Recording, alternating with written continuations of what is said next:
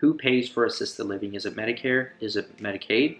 Is it hospice? Is it the families? Who pays for it and how do they pay for it? What's up, guys? If you're new here, my name is Serge. Welcome to my channel. To all my reoccurring viewers, thank you so much for all the support. So without further ado, let's go ahead and jump into the topic of this video. I want to tell you guys a story that's going to lead into the topic of this video, and the story just really shows you guys that there is this misunderstanding about who pays for assisted living. A couple months ago, there was a family member who was taking care of their grandmother, and the grandmother was being discharged from a rehab.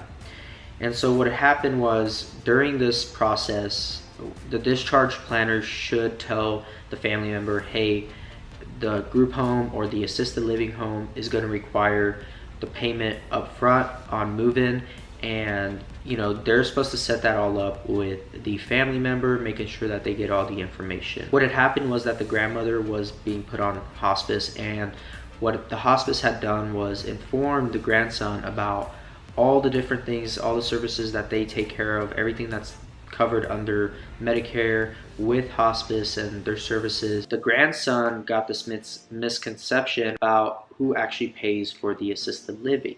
So he was being told one thing by the discharge planner, that he's supposed to pay out of pocket for the assisted living, and then the hospice had told him that everything is going to just be taken care of. And so they were very broad about what it was actually going to be taken care of. So he just assumed that, okay, everything is going to be taken care of, assisted living is going to be paid for, she's going to be on hospice, they're going to take great care of her. And so in his head and in his mind, everything was going to be paid for. What happened was the grandmother gets transferred over to my facility, to my home, and they go ahead and they bring her in, and the nurse from the hospice starts her admission process. So it took about an hour or two for her to do everything.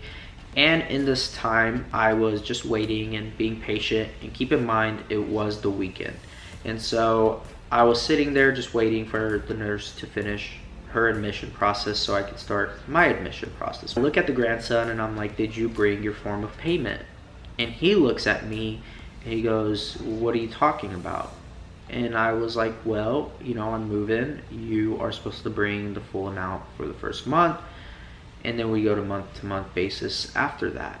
And he just looked at me all confused and was like, I wasn't told that. Now, when this happened, I got a bit fed up.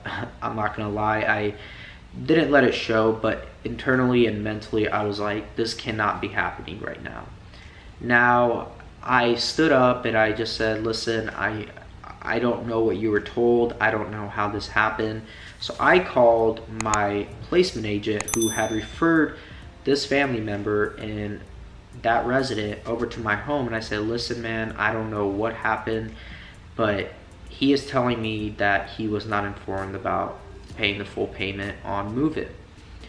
So it was all this back and forth, and then finally I got the number from the hospice and also got in touch with the discharge planner, and I said, listen, I can't keep her. This is a business, guys, and you have to keep in mind, when it comes to decisions like this, you have to do what's best for your business financially and what's best for your caregivers and what you can actually afford to take on. The reasoning behind that story was to hopefully help you guys learn from my lesson, and for you guys to be able to get a better insight about different situations that you guys will come across when it comes to family members. And that is one of the biggest things, is actually the pay and how they're going to pay for it. So if they're not educated on that aspect, you will have situations like that.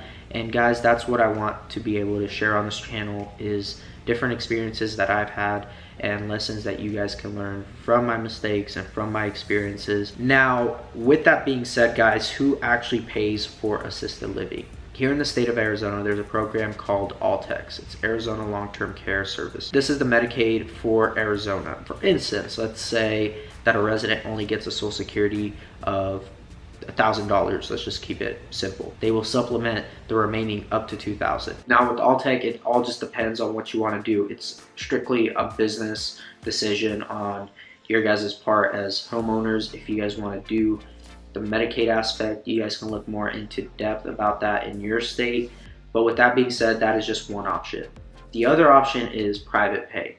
Now, private pay clients are harder to come by, and not every family member can afford private pay. So, you know, that is just the other option. And there are so many different ways of going about what you can liquidate, right? Whether it's the assets, their homes, their cars. There's a lot of different things that they can do to be able to afford private pay homes. Private pay homes do provide, for the most part, better services. I'm not saying Altex or any of those types of homes don't, but from what I've noticed, it's, you know, better quality care due to the fact that they are able to bring in those types of clients who will be willing to pay for better care. I'm sure you guys are asking, well, what does Medicare actually cover? Medicare actually covers medical aspects of a facility. Assisted livings, residential, are non-medical. Therefore, you know, you have non-medical home care and you have non-medical assisted living. So they do not cover non-medical expenses or any services that are covered under non-medical. If you guys enjoyed this, go ahead, hit that like button, smash that subscribe button, and go watch all the other videos about assisted living, guys. I would greatly appreciate that, and I appreciate every single one of you guys. If you made it all the way to the end, you guys are the real OGs. I appreciate you guys, so I will see you guys all in the next video. God bless. Peace.